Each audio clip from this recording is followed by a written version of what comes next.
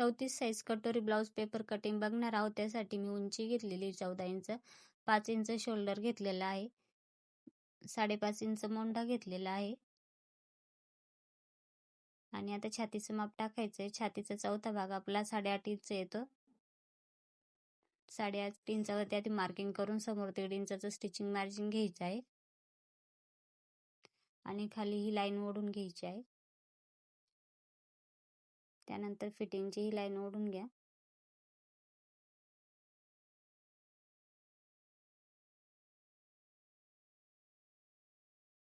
त्यानंतर समोरचा आर्महोलचा शेप घ्यायचा आहे. समोरचा आर्महोलचा शेप मी 1.25 इंचावरती घेतलेला आहे आणि पाठीमागचा 1.5 इंचावरती घेतलेला आहे. व्यवस्थित अशी शेप देऊन घ्यायची आहे दोन्ही पण.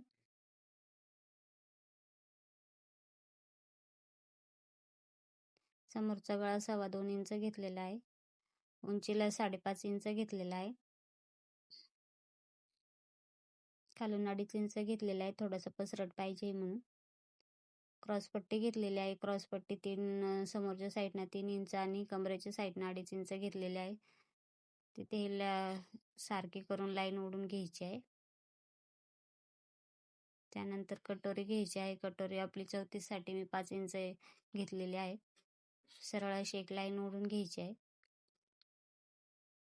गळ्याच्या साईडनं 1 इंच घ्यायचं आणि त्याला अशी तिरकी रेष ओढून घ्यायची आहे. त्याने आपल्याला कटोरीचा शेप द्यायला सोपं पडतं. त्यासाठी मी अशी तिरकी रेष ओढून घेत असते. तुम्ही असं इझी देऊ शकता शेप. त्यानंतर कटिंग करून घ्यायचं आहे. जसं ड्राफ्टिंग केलंय तसंच घेऊन कटिंग करून घ्यायचं.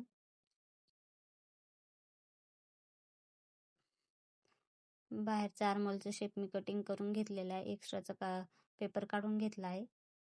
मधोमध 2 पार्ट करायचे आहे. बॅक साईडला घेऊन आपण जसं ड्राफ्टिंग दाखवलंय तसं सर्व कटोरी वगैरे कट करून घ्यायचं आहे.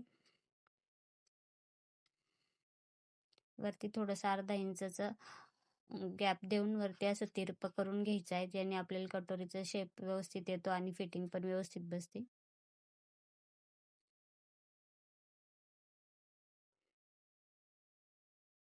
आता फ्रंटचा आर्महोल कट करायचा आहे.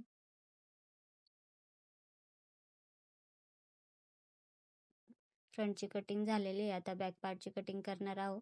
तर 2.25 इंच मी वरती घेतलेला आहे गळा.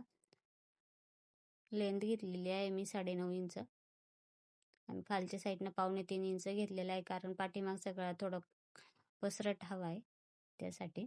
आणि अशी लाईन ओढून घ्यायची आहे आणि त्यालाच आता असं गोल शेप देऊन व्यवस्थित थोडंसं खाली घ्यायचं आहे गळ्याच्या, जेणेकरून आपल्या गळ्याचा शेप व्यवस्थित येतो.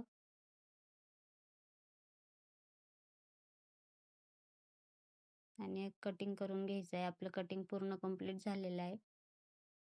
बाहीचं कटिंग बघायचं असेल तर कमेंट करून सांगा, नक्कीच बाहीचं कटिंग दाखवल.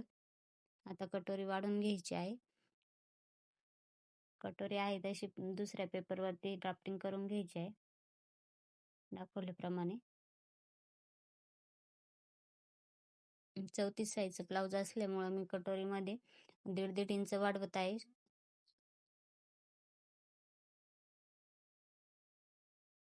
आणि सरळ अशी थोडीशी क्रॉसमध्ये लाईन ओढून घ्यायची आहे. त्यानंतर कटोरीचं सेंटर काढायचं आहे.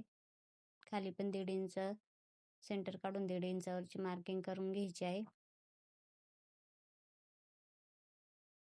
दाखवली तशी मार्किंग करून घ्या.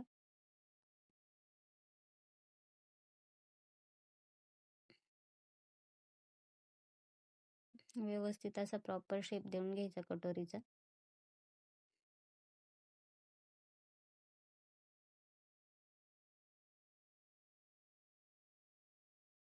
आणि आहे तशी कटिंग करून घ्यायची आहे. तर आपलं संपूर्ण कटिंग आता झालेलं आहे.